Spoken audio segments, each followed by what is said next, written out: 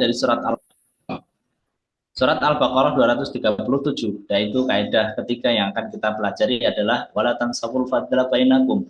Innallaha bima ta'maluna basir. Janganlah suka melupakan kebaikan di antara kalian. Sesungguhnya Allah itu Maha melihat segala apa yang kamu kerjakan. Kalau kita lengkap baca ayatnya, wa in talaqtumuhunna min qabli an tamassuhunna wa qad faradtum lahunna faridatan fanisfu ma faradtum illa ay ya'funa aw ya'ful ladzina wala tansau fadla bainakum innallaha bima ta'maluna basir. Ayat ini menceritakan tentang masalah talak di dalam perceraian antara pasangan suami dan istri. Allah menutup dengan wala tansaul fadla bainakum, dan janganlah suka melupakan kebaikan di antara kalian. Innallaha bima ta'maluna basir. Sesungguhnya Allah melihat segala sesuatu yang kalian kerjakan. Ayat ini memberikan pelajaran kepada kita. Sesungguhnya lakukan adalah kebaikan-kebaikan yang kita lupakan dari pasangan kita. Memang sesungguhnya talak itu dihalalkan oleh Allah ketika talak atau cerai itu sudah tidak menemui jalan terbaik dan tidak ada pilihan dari solusi yang terakhir kecuali adalah cerai. Tapi Allah sangat membenci perceraian. Sehingga apa? Allah memberikan Baqarah 233 dari 237. Kalaulah kamu ada masalah dengan pasanganmu, masalah itu tidak sampai kepada ujungnya dan tidak ada jalan temunya, maka Allah memberikan kaidah di dalam kehidupan kita, wala tansawul fadla bainakum. Tentunya kita mengerti betul di dalam kita menjalani kehidupan rumah tangga akan banyak biduk di dalam rumah tangga kita terhantam dengan batu karang yang sudah kita jalani selama yang tidak sempurna. Allah memberikan pasangan kita, suami kita tidak sesuai dengan harapan kita tentunya. Pasangan kita itu sesuai harapan kita kalau dulu ketika kita sedang jatuh cinta dan sedang terbuai asmara. Semua ketika dulu awal-awal jatuh cinta semuanya terasa sempurna. Tetapi ketika kita sudah menikah, sudah dihalalkan oleh Allah, maka akan terlihat satu persatu kekurangan dari pasangan kita. Begitu juga dengan istri kita. Dulu ketika kita baru pertama kali menikah, tidak ada wanita yang lebih cantik dibandingkan dengan pasangan kita, dengan istri kita. Tetapi setelah dijalani berpuluh-puluh tahun, maka tidak ada yang lebih tidak menarik daripada istri kita kecuali adalah orang-orang yang di luar sana. Dan itu adalah pekerjaan setan yang hadir di dalam kehidupan kita. Kebaikan-kebaikan yang dilakukan oleh pasangan kita, oleh suami kita, oleh istri kita itu mudah kita lupakan. Itu mudah kita lupakan. Kenapa Allah walatan saul fadla bainakum, dan jangan suka melupakan jangan suka melupakan kebaikan di antara kalian, karena yang sering bertemu dengan kehidupan kita di dalam kehidupan rumah tangga kita ya pasangan kita. Yang sering memberikan kebaikan di dalam kehidupan kita adalah pasangan kita. Tetapi yang sering juga melupakan kebaikan dari pasangan kita ya kita sendiri. Di dalam hubungan suami istri, banyak di antara kebaikan suami suka dilupakan oleh itu, suka lupa suami itu atas kebaikan dari istrinya. Makanya ayat ini menjelaskan dan memberikan penyadaran kepada kita. Kalau kamu ada masalah dengan suamimu, kalau kamu ada masalah dengan pasanganmu, kalau kamu ada masalah dengan istrimu, maka jangan mudah melupakan kebaikan-kebaikan di antara kalian. Tentunya Bapak Ibu, ketika kita menjalani hidup rumah tangga, maka banyak kebaikan yang sudah diberikan oleh pasangan kita. Banyak kebaikan dan banyak perkara-perkara yang membuat hati kita tersenyum, yang dihadirkan ketika kita menjalani hidup rumah tangga kita. Walaupun seringkali kadang kita menemui banyak sekali kekurangan di dalam pasangan kita, tapi ingatlah, pasangan kita adalah orang yang sering datang membawa bunga yang membuat kita tersenyum di dalam kehidupan kita. Banyak perkara-perkara kebaikan yang sudah diberikan di dalam kehidupan kita dari pasangan kita. Memang pasangan kita diciptakan tidak sempurna, memang pasangan kita diciptakan banyak kekurangan, tapi itulah maha adilnya Allah di dalam kehidupan kita. Karena kita tahu betul tidak ada ibadah yang paling panjang yang Allah berikan di dalam kehidupan kita kecuali itu adalah ibadah seumur kita, mengucapkan apa namanya yang suci, misakon golido, maka sampai nanti kita meninggal itu adalah semuanya bentuk ibadah kita kepada Allah. Masak kita jadi ibadah, pergi kita bekerja jadi ibadah untuk memenuhi apa namanya nafkah keluarga kita bagi seorang suami, istri kita, membersihkan rumah, semuanya ibadah. Dan itu adalah perkara yang tidak disenangi oleh setan. Makanya setan itu selalu hadir di dalam kehidupan kita untuk mengganggu kehidupan rumah tangga kita. Sekecil kebaikan kita itu akan mudah dilupakan. Dan itu adalah peran setan di dalam kehidupan kita. Dan di dalam rumah kita, di dalam keluarga kita, itu ada setan yang namanya dasim, yang akan terus mengganggu di dalam kehidupan kita. Banyak perkara-perkara kecil yang kita lakukan dari kebaikan kita, maka setan itu mencoba untuk melupakan kita dari kebaikan-kebaikan yang diberikan oleh pasangan kita. Dan tidak ada setan yang paling baik adalah ketika setan yang bisa memisahkan kedua. Makanya setan itu dari pagi sama sorenya itu mereka punya punya apa namanya punya laporan kepada rajanya setan yaitu iblis. Ketika pagi maka mereka berkumpul dan apa namanya mereka briefing dulu lah. Mereka itu berkumpul kemudian diberikan pengarahan oleh rajanya setan yaitu iblis ketika pengen menjalankan misi-misinya. Ada bermacam-macam setan. Ada setan yang namanya dasim. Makanya setan yang mengganggu rumah tangga kita, kenapa saya bilang adalah setan yang terbaik?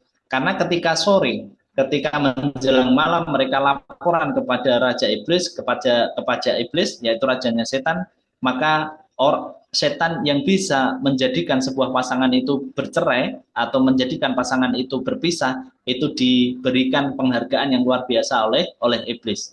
Ketika ada yang laporan setannya, hari ini saya bisa membuat orang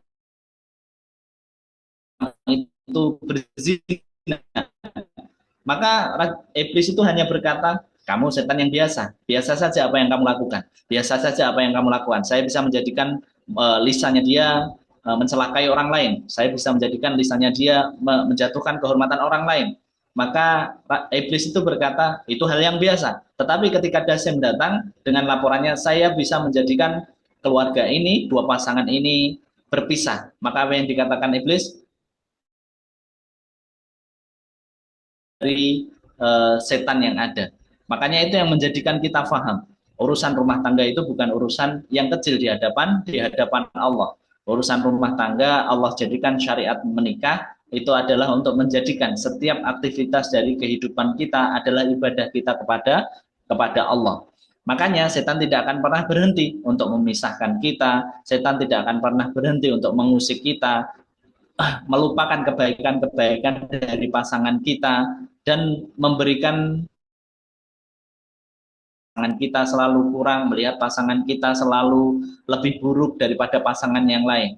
Berapa banyak hari ini ketika orang menjalani kehidupan rumah tangganya tidak sabar dengan pasangannya di rumah, akhirnya mencari sesuatu yang haram di luar untuk melampiaskan apa yang menjadi keinginannya ketika setan itu menang darinya, menang atas nafsunya. Sehingga apa? Pelampiasan itu dilampiaskan di luar dengan mencari kesenangan, dengan mencari kenikmatan, dan dengan mencari sesuatu yang kita. Kenapa itu bisa terjadi? Karena mereka sudah melupakan kebaikan-kebaikan yang diberikan pasangannya masing-masing. Lagi-lagi sudah memberikan kebaikan yang luar biasa di dalam kehidupannya, walaupun mereka tidak sempurna. Kalau kita ada satu kaidah yang sangat luar biasa dari perkataan para ulama. Kalau kamu tidak bisa menerima kekurangannya, maka kamu juga tidak pantas untuk menerima kelebihannya. Ini saya ulang lagi. Kalau kamu tidak pantas menerima kelebihan dari pasanganmu. Saya ulang sekali lagi. Kalau kamu tidak mau menerima kekurangan dari pasanganmu, maka sesungguhnya kamu tidak pantas menerima kelebihan dari pasanganmu.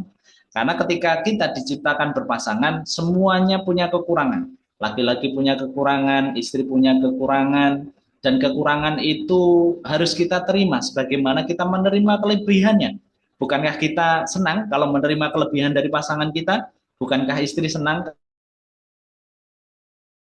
Bukankah suami juga senang kalau menerima kelebihan dari istrinya? Bukankah istri juga senang kalau menerima kelebihan dari suaminya? Maka kalau kita menerima kelebihan dari pasangan kita, kita harus mau konsekuensinya adalah menerima kekurangan dari pasangan kita. Makanya itulah yang menjadikan kita faham, Bapak Ibu. Allah memberikan kaidah di dalam kehidupan rumah tangga, wala tansaul fadla bainakum innallaha bima ta'maluna basir. Jangan suka melupakan kebaikan yang telah diberikan oleh pasangan kalian. Innallaha bima ta'maluna basir, untuk menjelaskan yang kamu kerjakan di dalam kehidupan keluarga kamu. Allah melihat kebaikanmu kepada istrimu, Allah melihat kebaikanmu kepada suamimu, dan jangan suka melupakan. Makanya di dalam kitab ini Syekh Ali Tantowi itu bercerita. Syekh Ali Tantowi itu pernah didatangi dua pasangan laki-laki dan perempuan. Tidak ada yang mereka keluhkan kepada Syekh Ali Tantowi kecuali apa? Kecuali adalah mereka punya masalah dan sudah tidak ada solusinya di dalam kehidupan rumah tangga mereka. Tidak ada perkara yang mereka ambil kecuali adalah talak dan cerai yang diajukan kepada Syekh Ali Tantowi. Kemudian Syekh Ali Tantowi memberikan nasihat. Nasihat pertama tidak mempan, nasihat kedua disampaikan tidak menjadikan mereka itu goyah, tidak menjadikan mereka itu mengambil keputusan yang berbeda. Bahkan islah pun ketika sudah digelar untuk mendamaikan mereka, tidak ada perkara yang mereka ambil dari pasangan ini kecuali adalah apa? Kecuali adalah cerai, kecuali adalah talak, kecuali adalah berpisah.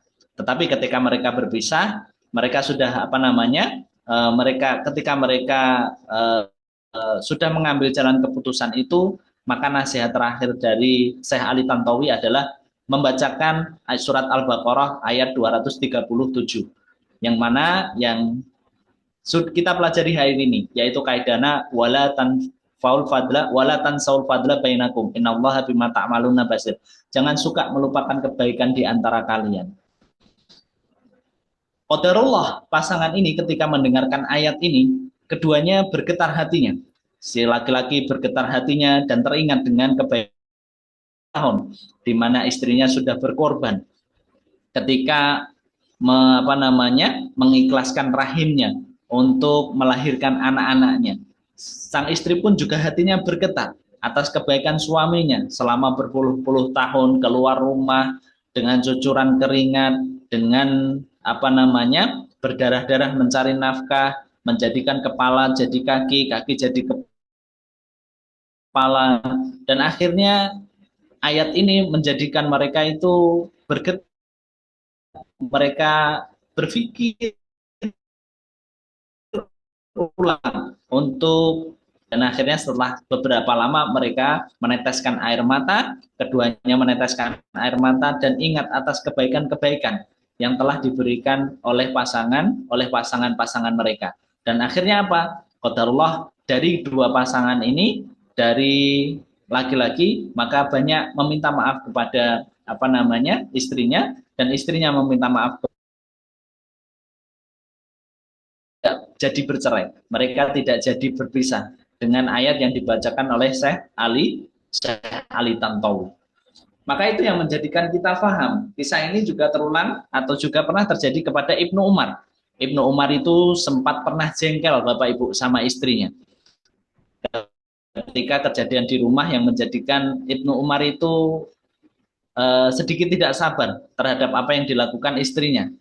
Ketika Ibnu Umar itu marah dan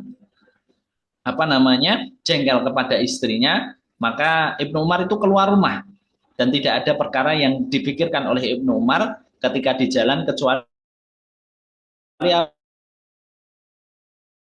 apa? Istri saya. Di dalam perjalanannya kemudian terdengar adzan. Kemudian terdengar adzan. Kemudian Ibnu Umar bersolat berjamaah di masjid. Dan apa yang dibaca oleh imam adalah surat Al-Baqarah ayat 237.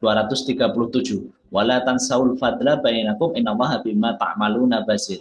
Ayat ini ketika didengar oleh Ibnu Umar menjadikan Ibnu Umar itu meneteskan air mata ketika sholatnya, yang menjadikan dia mengingat betul bagaimana kebaikan-kebaikan yang sudah diberikan oleh istrinya, mengingat betul bagaimana istrinya sering membuat dia tersenyum, sering memberikan kebaikan, memberikan sesuatu apa, yang menjadikan Ibnu Umar itu sadar betul dari ayat yang dibaca oleh imam, wala tansaul fadla bainakum innallaha bima ta'maluna basir. Menjadikan Ibnu Umar emosinya yang ketika berangkat dari rumah emosinya naik dan tidak ada perkara yang difikirkan kecuali adalah cerai dan berpisah dengan istrinya. Setelah sholat mendengarkan ayat ini, maka Ibnu Umar adem. Ibnu Umar itu turun emosinya dan tidak ada perkara yang dilakukan Ibnu Umar ketika pulang ke rumah adalah memaafkan segala kesalahan dari istrinya. Tentunya kita paham Bapak Ibu dengan saya mungkin menjalani hidup rumah tangganya banyak makan asam garamnya akan lebih banyak daripada saya. Tentunya kita semua sebagai seorang bapak, seorang istri, seorang suami, seorang istri, tentunya kita mengerti betul dari setiap karakter pasangan kita.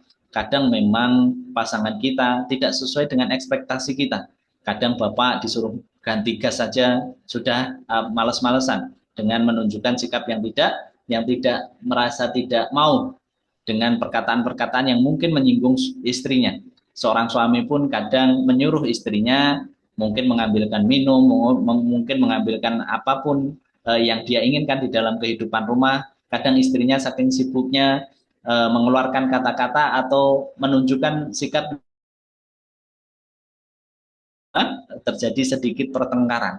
Tetapi setiap pertengkaran dari kehidupan rumah tangga, maka ketika membuat kita jengkel, membuat kita emosi, maka ingatlah banyak kebaikan yang sudah diberikan oleh pasangan kita, banyak yang sudah diberikan oleh suami kita, banyak kebaikan yang sudah diberikan oleh istri-istri kita. Makanya Allah meredam semua gejolak yang ada di dalam rumah kita dengan kaidah yang ketiga, wala, janganlah suka melupakan kebaikan dari setiap pasangan-pasangan kalian di antara kalian. Bapak Ibu yang semoga Allah cintai dan semoga Allah rahmati, memang kaidah ini, ayat ini diturunkan konteksnya adalah untuk pasangan suami istri. Ketika pasangan suami istri itu diperintahkan oleh Allah untuk tidak saling melupakan kebahagiaan di antara mereka. Tetapi konteks ayat ini kalau kita masukkan ke dalam kehidupan kita, maka bukan hanya kepada pasangan kita, tetapi kita tidak boleh melupakan kebaikan-kebaikan yang diberikan orang lain di dalam kehidupan kita. Karena apa? Karena salah satu indikator syukur kita kepada orang yang telah berbuat baik kepada kita adalah membalas dan tidak melupakan kebaikan-kebaikan yang telah orang lain berikan di dalam kehidupan kita. Kan kalau kita belajar dan sudah pernah saya sampaikan, syukur kita itu punya syarat. Jadi syukur itu bukan hanya ucapan alhamdulillah binikmati syukur kita pengen diterima sama Allah, maka yang pertama apa? Yang pertama syaratnya adalah la tizum bitoah, matuzidum bitoah. Artinya apa? Bertambahnya ketaatan kita kepada Allah. Jadi kalau kita bersyukur Bapak Ibu, ketika kita mendapatkan kebaikan, mendapatkan nikmat dari Allah, maka ketika kita mengangkat tangan, alhamdulillahi binikmati tahtimus sholihah, maka syarat pertama ketika kita bersyukur dan kita pengen syukur kita diterima sama Allah, syarat pertama harus bertambah ketaatan. Syukur alhamdulillah bi ni'mati tahtimus sholihah, maka harus bertambah juga ketaatan kita. Jangan sampai nikmat yang Allah tambahkan di dalam kehidupan kita itu tidak bertambah taatnya kita kepada Allah. Imam Ibnu Qayyim mengatakan kita kepada ketaatan, maka nikmat itu bisa menjadi musibah di dalam kehidupan kita. Kullu nikmatin la tuqaribu indallahi fahiya baliyatun. Sesungguhnya nikmat yang tidak mendekatkan kita kepada Allah maka bisa menjadi musibah. Bisa membaca tetapi tidak dipakai untuk bertambah taat, membaca Al-Quran, membaca mushaf Al-Quran, bisa jadi mata yang diberikan oleh Allah di dalam kehidupan kita bisa jadi musibah buat kita, menjadi musibah buat kita. Ketika kita diberikan kaki yang sehat, tapi kaki kita tidak pernah dilangkahkan menuju jalan kebaikan kepada Allah, maka bisa jadi kaki yang diberikan oleh Allah di dalam kehidupan kita justru menjadi musibah di dalam kehidupan kita. Itu syarat yang pertama. Setiap bertambahnya nikmat yang engkau terima, maka harusnya bertambah juga ketaatanmu kepada Allah. Satu jengkal nikmat yang Allah tambahkan di dalam kehidupan kita harus menambah satu jengkal ketaatan kita kepada Allah. Itu syaratnya syukur. Kalau syukur kita mau diterima sama Allah. Yang kedua, syukur kita tidak akan pernah diterima sama Allah sampai kita bersyukur kepada orang tua kita. Nah, ini salah satunya. Ini adalah salah satunya. Jadi wala tansaul fadl, bukan hanya pasangan suami istri, maka satu, jangan suka melupakan kebaikan orang tua kita. Keringat bapak kita perlu kita balas, air susu ibu kita harus kita balas.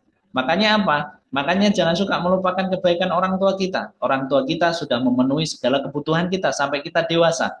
Dari kita bayi, kita disusui, diberikan makan, diberikan rezeki dari orang tua kita, maka tidaklah pantas bagi kita seorang anak untuk melupakan semua kebaikan yang sudah orang tua berikan. Makanya Allah sampai menyampaikan ridhollaha wa ridhol walidain. Sesungguhnya ridhonya Allah itu tergantung dari ridhonya orang tua. Dan syukurnya kita kepada Allah itu tergantung bagaimana syukurnya kita kepada orang tua kita. Makanya kalau kita mendapatkan nikmat, mendapatkan banyak kebaikan, ketika kita mengucapkan syukur kita kepada Allah, tapi kita masih menjadikan orang tua kita menangis, menyakiti hatinya, maka wallahi syukur kita tidak akan pernah diterima sama Allah sampai kita. Yang ketiga, syukur kita tidak akan pernah diterima oleh Allah sampai kita membalas kebaikan-kebaikan bagi orang-orang yang telah berbuat baik kepada kita. Maka ingatlah, sampai hari ini kita bisa duduk, sampai usia hari ini, dulu siapa orang-orang yang pernah berbuat baik kepada kita? Dulu siapa orang-orang yang pernah memberikan kebaikan kepada kita?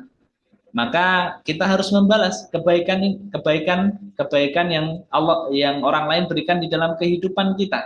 Kalau dulu kita waktu kuliah, waktu kita sekolah, waktu masih susah, ternyata ada paman yang dulu membantu, ada bibi yang dulu membantu, ada saudara ibu yang dulu membantu, maka jangan lupakan kebaikan-kebaikan mereka. Balaslah kebaikan mereka. Kalau hari ini kita sudah tidak menemui beliau-beliau yang telah berbuat baik kepada kita, minimal apa? Minimal kita tidak pernah lepas untuk mendoakan mereka dari lisan kita. Doakan mereka yang telah berbuat baik kepada kita. Kalau kita tidak bisa membalas materi yang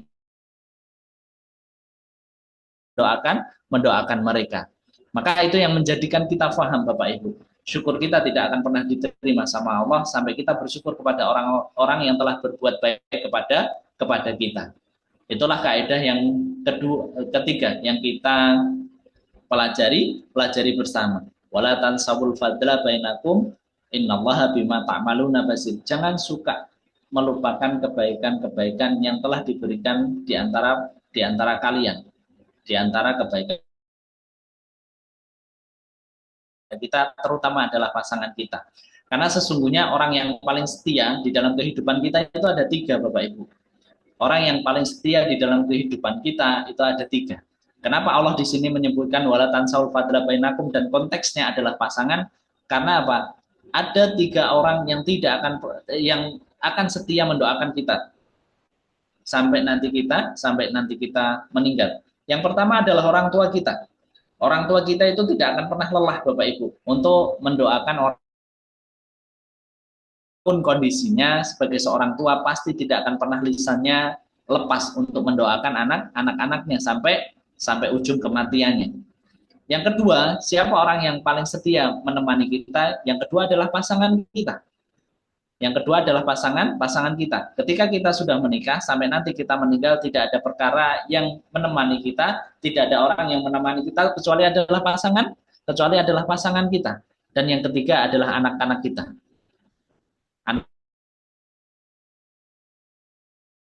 Allah dan menjadikan mereka solih, maka anak-anak inilah yang akan mendoakan kita. Tetapi kenapa Allah menggunakan redaksi dan menggunakan wala tansaul fadla bainakum, konteksnya dalam urusan pasangan, karena suatu saat orang tua kita akan meninggal terlebih dahulu daripada kita. Umumnya orang tua itu akan lebih dulu kembali kepada Allah daripada kita. Anak kita kalau sudah dewasa, mereka akan pergi, mereka akan meninggalkan kita, mereka akan hidup dengan pasangan kita. Yang tertinggal di dalam kehidupan kita hanya pasangan kita. Hanya pasangan kita. Makanya ketika orang tua kita sudah tidak ada, anak kita sudah meninggalkan kita untuk berkeluarga sendiri, yang setia menemani kita hari-hari kita adalah pasangan kita. Makanya Allah menyampaikan, jangan pernah lupakan kebaikan-kebaikan di antara kalian. Wala tansau fadla bainakum. Innallaha bima ta'maluna basir. Allah itu Maha melihat segala sesuatu. Lakukan, Allah melihat apa yang istrimu lakukan, Allah melihat apa yang suamimu lakukan, dan janganlah melupakan kebaikan dari pasangan kalian. Kita tidak pernah tahu Bapak Ibu ke depan bagaimana pengaturan Allah di dalam kehidupan keluarga kita. Mungkin walaupun kita tidak pernah meminta kepada Allah ke depan bagaimana hubungan kita dengan pasangan kita, kalaulah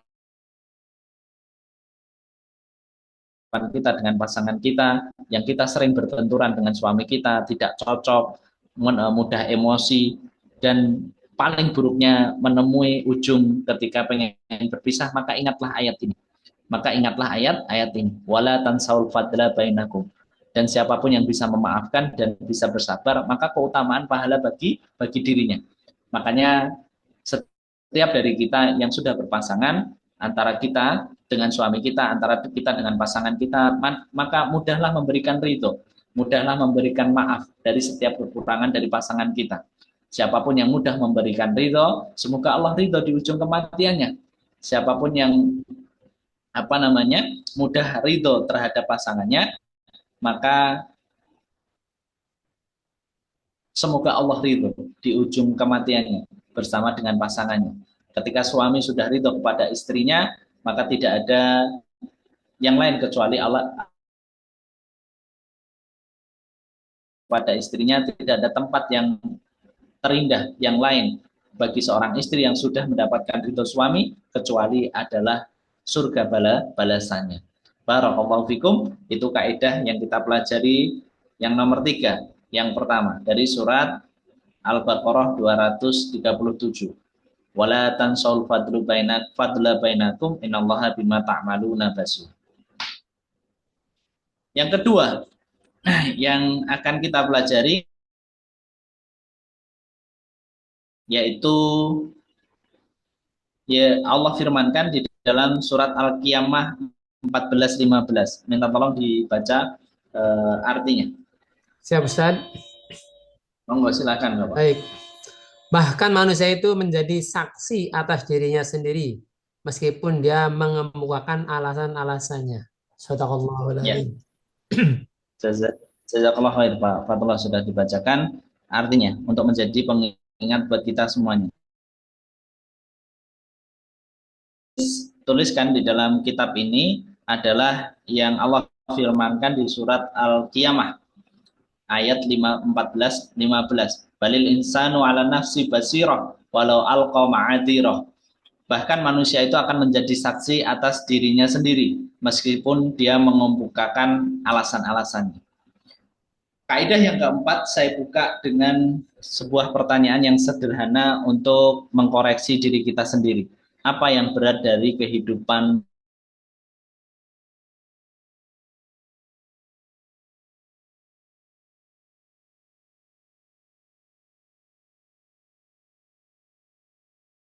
kita ketika Allah itu menghadirkan hati di dalam kehidupan kita?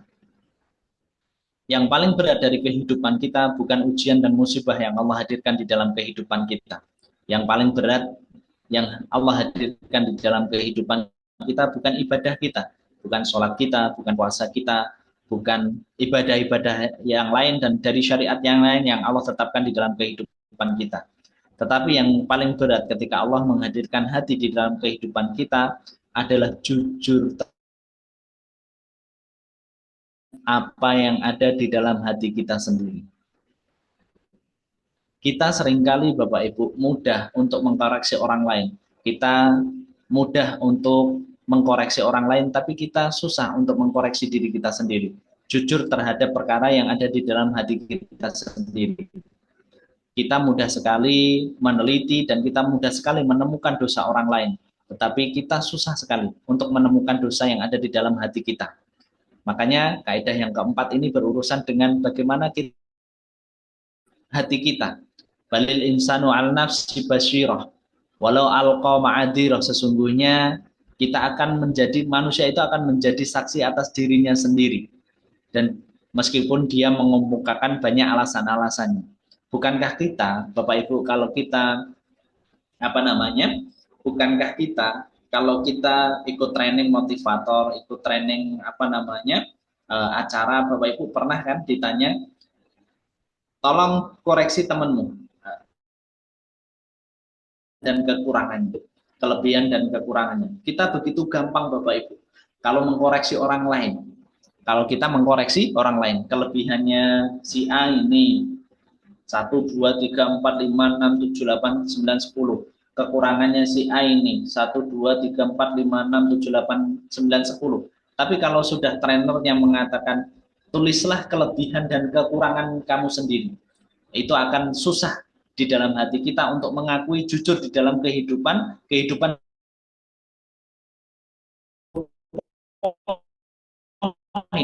2 poin, kadang 3 poin. Makanya itu yang menjadikan kita paham. Yang paling berat yang Allah hadirkan di dalam kehidupan kita, ketika kita diberikan hati, adalah ketika kita jujur untuk mengakui apa yang ada di dalam hati kita. Jujur atas perbuatan kita ketika malam hari tidak ada yang tahu, ketika kita sendirian. Jujur ketika hati kita keluar dari rumah, ketika kita banyak justru mengkoreksi dan menilai orang lain daripada kita mengkoreksi diri. Susah di dalam kehidupan kita dari hati kita adalah mengkoreksi diri kita sendiri, karena nanti kita akan menjadi saksi atas diri kita sendiri. Apa yang kita lakukan, apa yang kita pikirkan, apa yang kita kerjakan, kita akan menjadi saksi atas diri kita sendiri dari perbuatan dan dari apa yang kita lakukan. Karena banyak perkara-perkara yang kita lakukan yang orang lain tidak tahu. Banyak perkara-perkara yang kita lakukan yang orang lain itu tidak melihat apa yang kita lakukan. Berapa banyak perbuatan dosa dan maksiat yang kita lakukan ketika sendirian. Dan jujur mengakui diri kita sendiri, jujur mengakui hati kita sendiri, itu sebuah kemuliaan dan sebuah kebaikan yang Allah berikan di dalam kehidupan kita. Kita belajar dari kisahnya Nabi Adam, Bapak Ibu. Nabi Adam ketika diturunkan di dalam kehidupan bumi dari surga, ketika melakukan kesalahan bersama dengan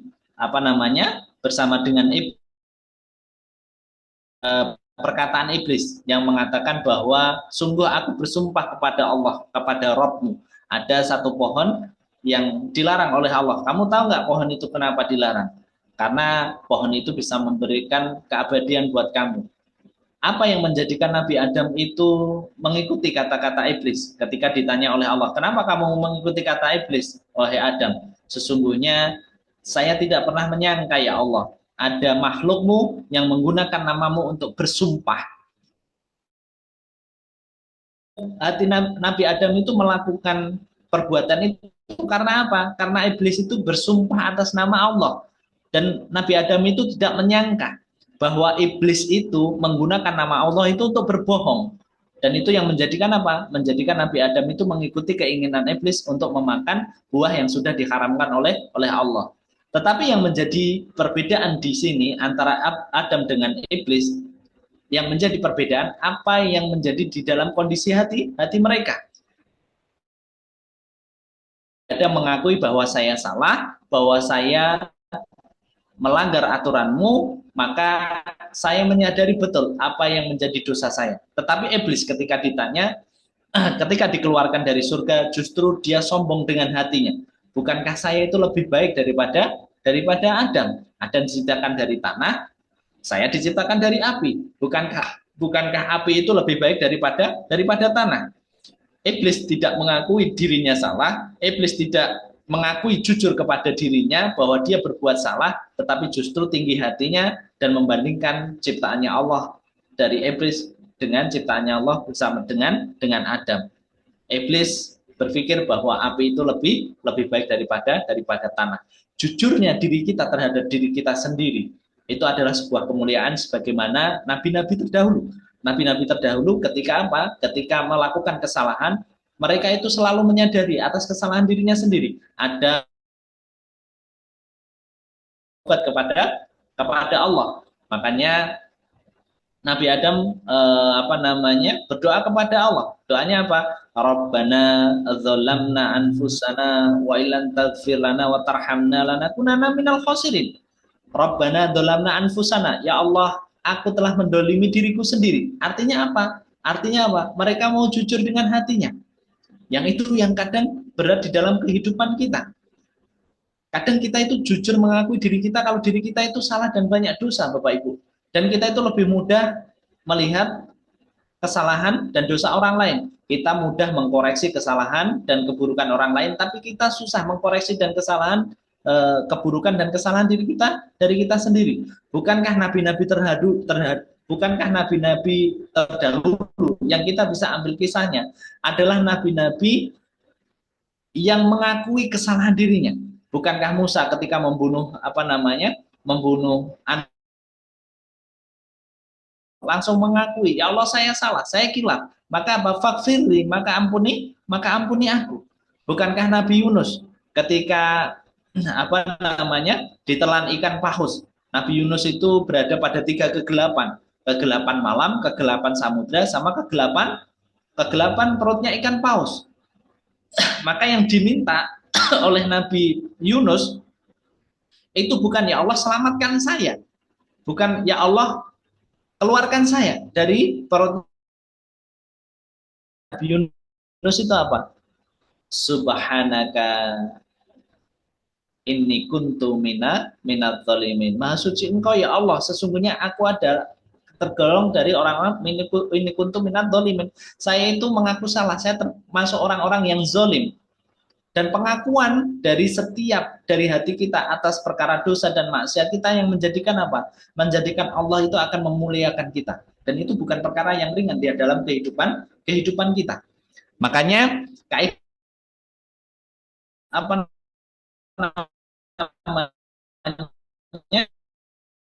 bisa merasa hina atas diri kita sendiri. Berapa banyak hari ini ketika kita keluar kita merasa hati kita itu lebih baik daripada hati orang lain. Makanya Hasan Al-Basri, Bapak Ibu,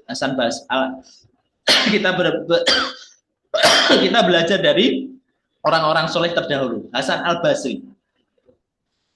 Hasan Al-Basri itu adalah orang yang sangat rendah hati ketika keluar dari rumah dan tidak ada perkara yang menjadikan Hasan Al-Basri itu keluar itu kecuali memposisikan bagaimana kondisi hatinya.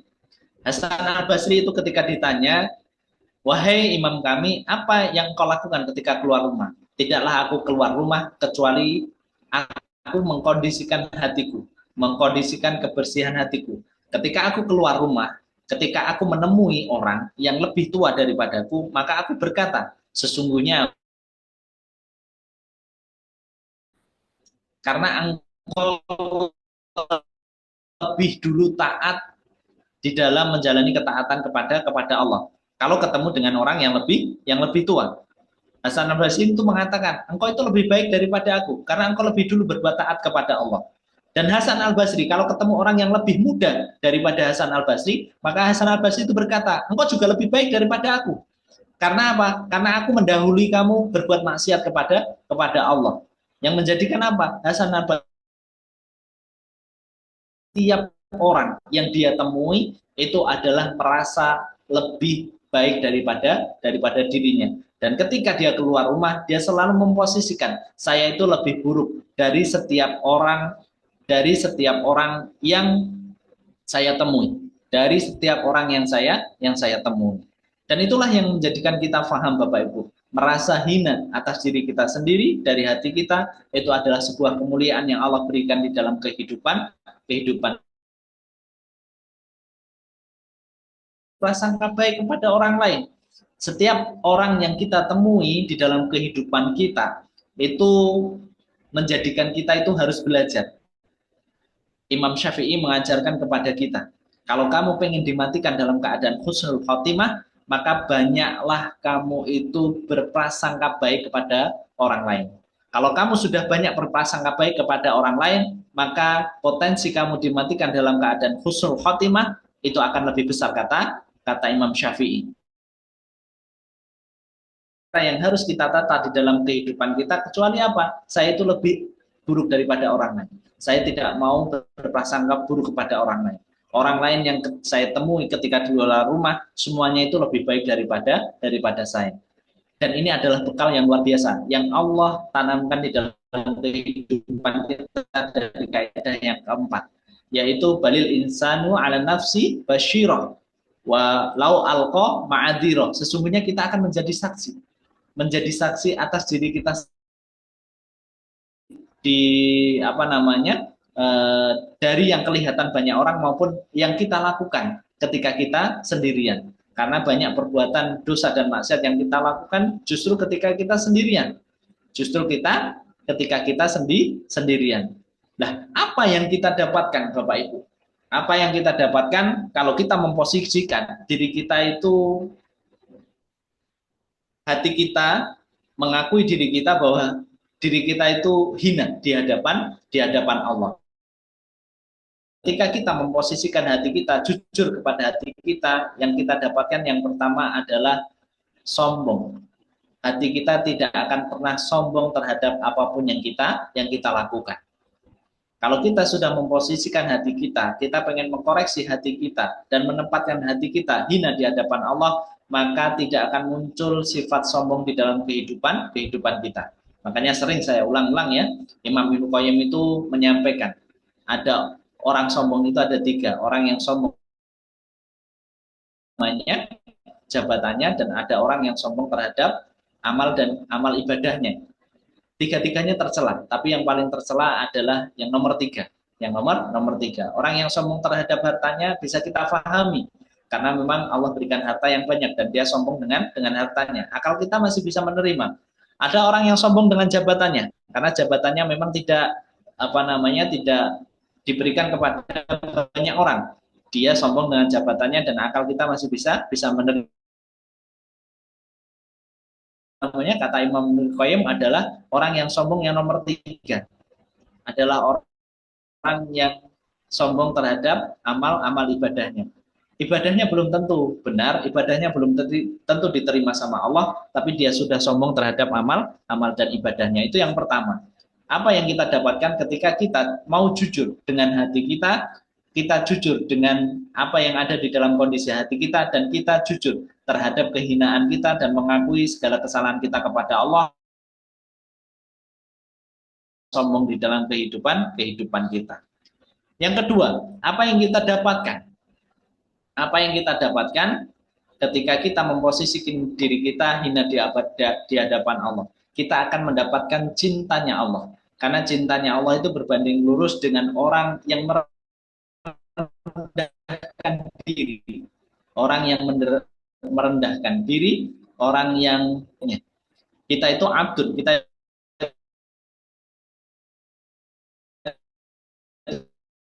hamba. Siapapun yang bisa merendahkan dirinya, siapapun yang bisa mengkondisikan hatinya bahwa dia merasa hina di hadapan Allah, maka cintanya Allah itu akan hadir di dalam kehidupannya. Kemuliaan itu akan Allah berikan di dalam kehidupannya. Makanya kita belajar ini dari kisahnya para salaf dan orang-orang soleh terdahulu. Ada seorang ulama, Bapak Ibu, ketika dia bangun malam dan membangunkan putranya, maka putranya diajak bangun malam dan bermunajat kepada Allah. Maka apa yang dilakukan oleh ulama tadi? Maka ulama tadi melaksanakan qiyamul lail bersama dengan putranya. Tetapi apa yang dilakukan oleh putranya ketika qiyamul lailnya sudah selesai dan menjelang subuh, maka mereka berhenti untuk menunggu waktu subuh. Sambil menjelang subuh, menunggu waktu ketika sembari membuka pintu jendela, maka sang putra ini berkata, "Wahai bapakku, lihatlah, banyak di antara tetangga kita, banyak di antara mereka yang di luar, lampu-lampu rumah mereka itu belum terang. Artinya mereka tidak bangun malam untuk bermunajat kepada Allah."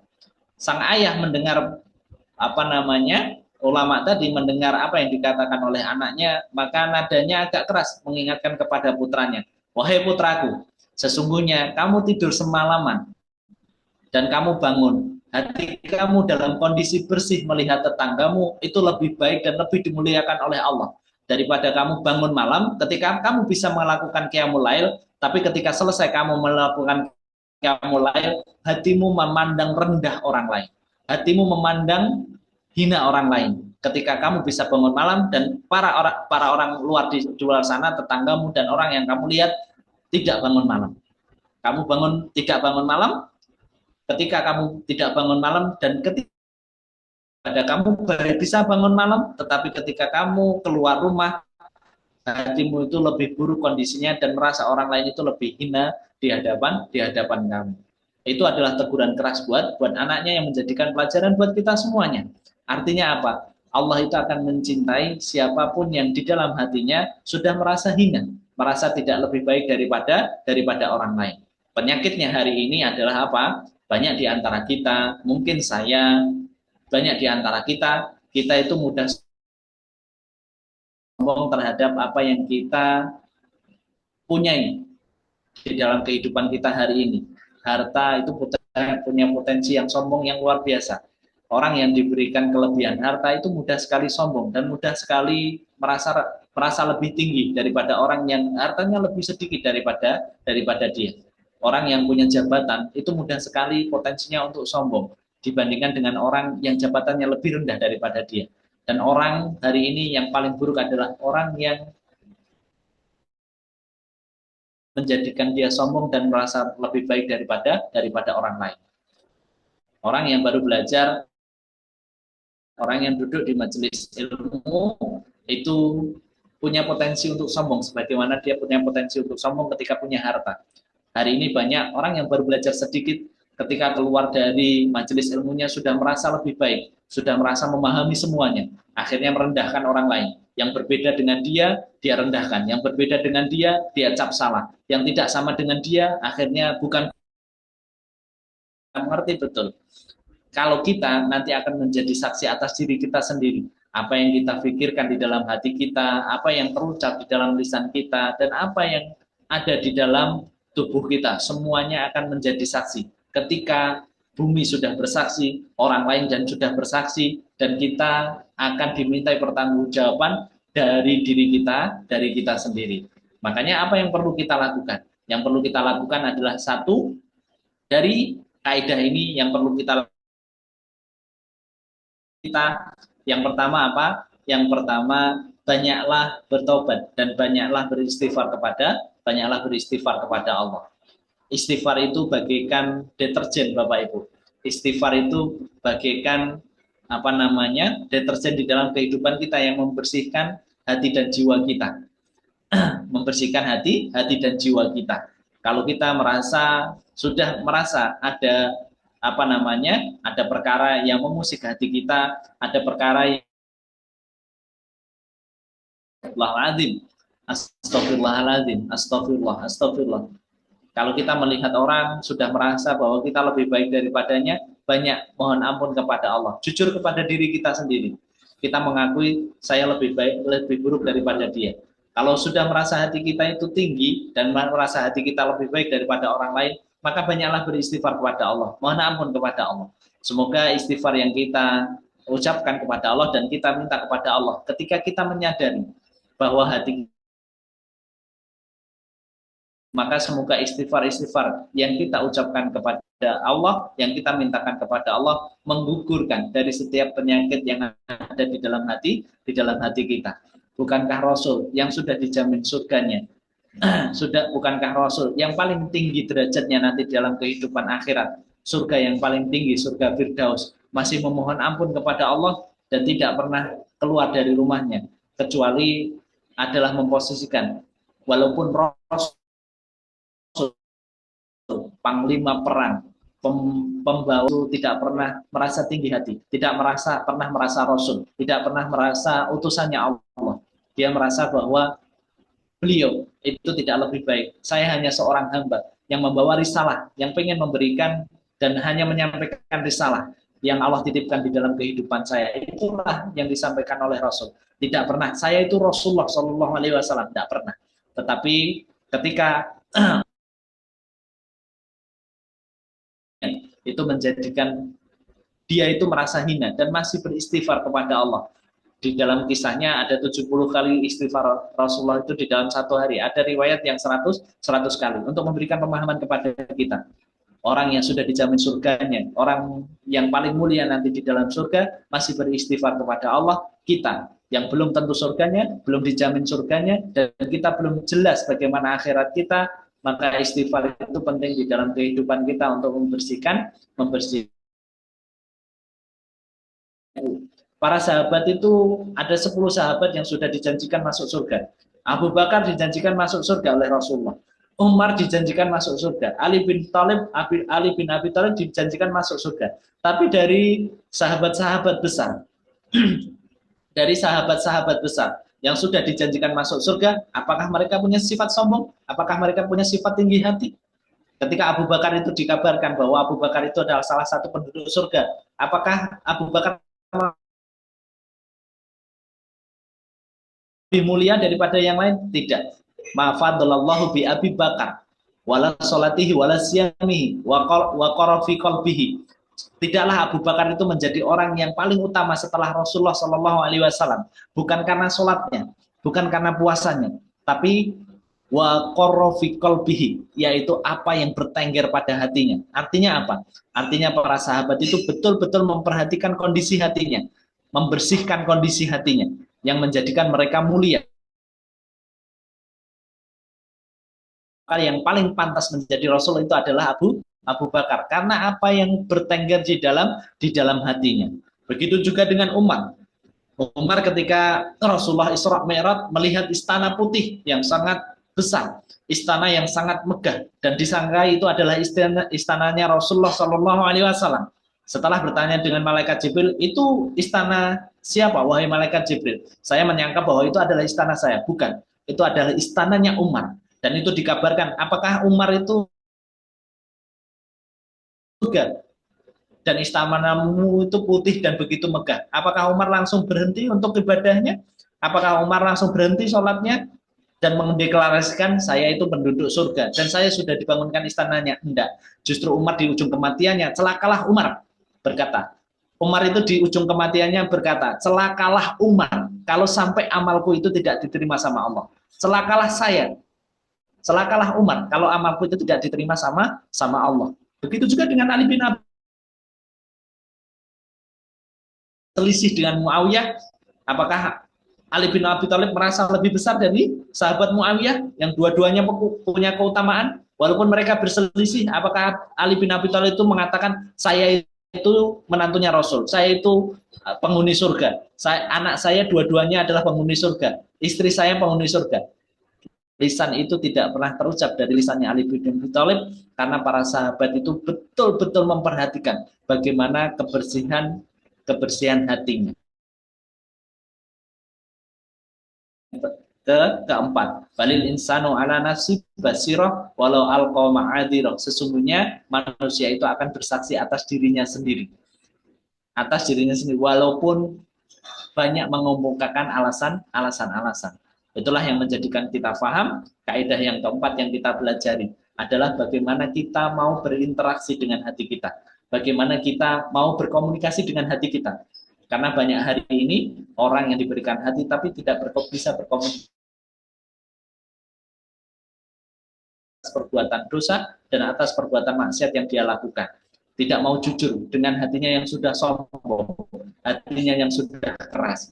Makanya tidak ada ilmu yang kita pelajari, salah satunya yang wajib kita pelajari, kecuali adalah tazkiyatun nafus, adalah membersihkan hati dan jiwa kita dari perkara-perkara yang mengotorinya.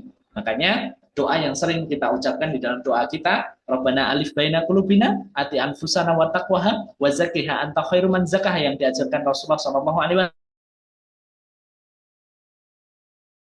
bersihkan dari kotoran-kotoran yang bisa menjauhkan kami dari kedekatanmu. Engkau yang menggenggam hati kami, engkau penguasanya hati kami. Itulah yang kita minta kepada Allah setiap waktu dan setiap harinya. Untuk apa? Untuk menjaga bagaimana kondisi hati kita, untuk membersihkan bagaimana kondisi hati kita. Karena kemuliaan kita dilihat dari bagaimana kejujuran kita terhadap hati kita. Itulah kaidah yang nomor 4, yaitu ketika kita menempatkan hati kita mau jujur terhadap hati Allah fikum, sudah kita pelajari dua kaidah, yaitu kaidah nomor 3 dan kaidah nomor 4. Kaidah